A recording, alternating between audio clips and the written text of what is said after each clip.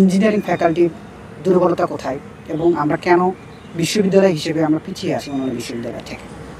আচ্ছা, আপনি যদি অন্যান্য বিশ্ববিদ্যালয়ের কথা বললেন, ইঞ্জিনিয়ারিং ফ্যাকাল্টি আমাদের এখানে প্রতিষ্ঠিত হওয়ার প্রতিটা ডিপার্টমেন্টে ন্যূনতম 10 থেকে 12 বছর বয়স হয়েছে। তো আমাদের যদি আপনি সিকিউরিটির কথা চিন্তা করেন, সিকিউরিটিরও দেখা যায় সেম ইঞ্জিনিয়ারিং ফ্যাকাল্টি ডিপার্টমেন্টগুলো 10-15 বছর, সর্বোচ্চ 15 বছর।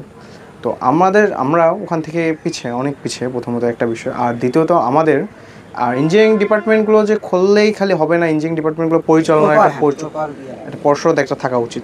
আমাদের ক্লাসরুমের একটা ব্যাপার আছে। প্রতিটা ইঞ্জিনিয়ারিং ডিপার্টমেন্টের মেইন হচ্ছে টার্গেটটাতে কী থাকে, আমাদের ছাত্র শিক্ষক রেশিও এবং ল্যাব ফ্যাসিলিটিস। আমাদের ল্যাব ফ্যাসিলিটিসটা হচ্ছে মেইন থিম।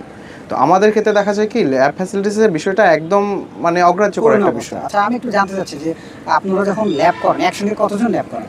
তো একসঙ্গে হচ্ছে আমরা প্রায় 45 জনের মতো। আমাদের যে আপনি একটা টপিক বলেন, যে টপিকের আপনারা আজকে ল্যাব ক্লাস করবেন, যে কোনো একটা টপিকের নাম বলেন। মনে করেন আমরা হচ্ছে আজকে ওহমের থিওরি টেস্ট করব।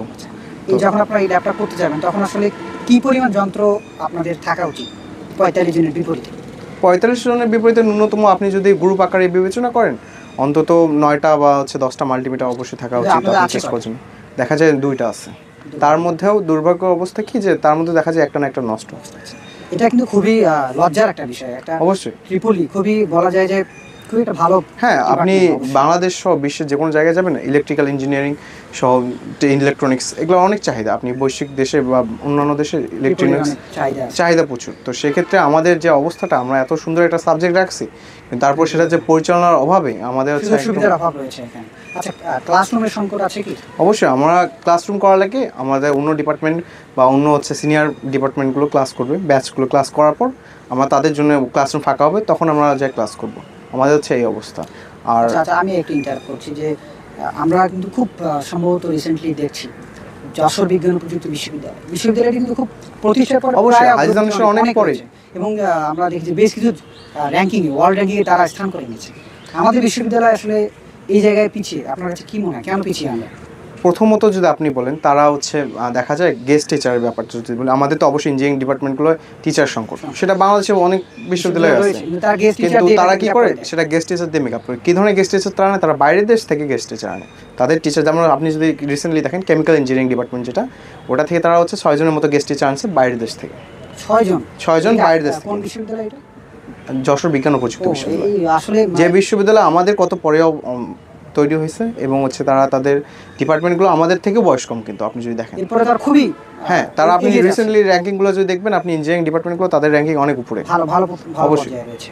তো আচ্ছা, আরেকটা প্রশ্ন, ধরেন আমাদের বিশ্ববিদ্যালয়ে আসলে যতগুলি ইঞ্জিনিয়ারিং ডিপার্টমেন্ট রয়েছে, আপনার কি মনে হয় যে পর্যাপ্ত সুযোগ সুবিধা নিশ্চিত না করে এই বিশ্ববিদ্যালয়ে এই ডিপার্টমেন্টগুলি?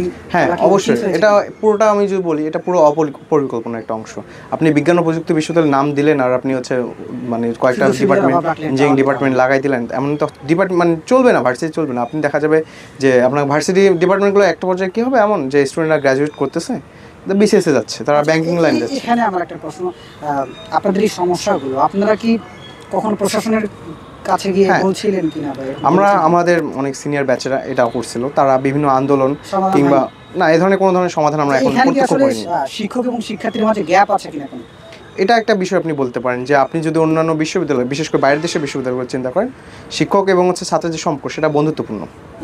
আমাদের ক্ষেত্রে সেটা একটা অনেক বড় ডিফারেন্স আছে। অবশ্যই আমাদের শিক্ষকরা অনেক সহায়তা, বন্ধুত্বপূর্ণ আচরণ করেন, তারপরও আমি যেটা মনে করি যে আমাদের এটা কি শিক্ষক কম থাকার কারণে এমনটি হচ্ছে? হ্যাঁ, এটা একটা বড় কারণ হতে পারে যে দেখা যায় আমাদের রিকোয়ারমেন্ট যত টিচার দরকার, তো দেখা যায় থাকলেও তারা কি হয়, তারা পিএইচডি করতে যায় বা তারা বাইরের দেশে যায়। হ্যাঁ, এটা একটা সমস্যা আমাদের। আচ্ছা, আর একটা ইস্যু নিয়ে যে আমরা কথা বলি, আমরা জানি যে ইঞ্জিনিয়ারিং ডিপার্টমেন্ট যারা পড়াশোনা করে দিন শেষে তাদের আসলে আইবি সার্টিফাইড হতে হয়। সেই জায়গায় মানে আমাদের বিশ্ববিদ্যালয়ে কোনো ইঞ্জিনিয়ারিং সাবজেক্ট আইবি সার্টিফাইড না বা স্বীকৃতি নাই, এই বিষয়ে আপনার মতামত?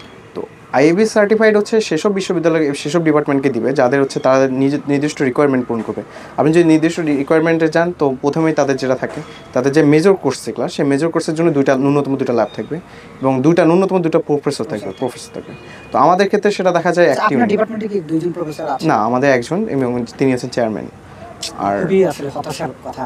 দর্শক, আপনাদের জানিয়ে রাখি, এই বিশ্ববিদ্যালয়টি অর্থাৎ হাজী মোহাম্মদ আলী বিজ্ঞান ও প্রযুক্তি বিশ্ববিদ্যালয় প্রতিষ্ঠা হয়েছে 1999 সালে, যেটি কিনা বাংলাদেশের দ্বিতীয় বিজ্ঞান ও প্রযুক্তি বিশ্ববিদ্যালয়।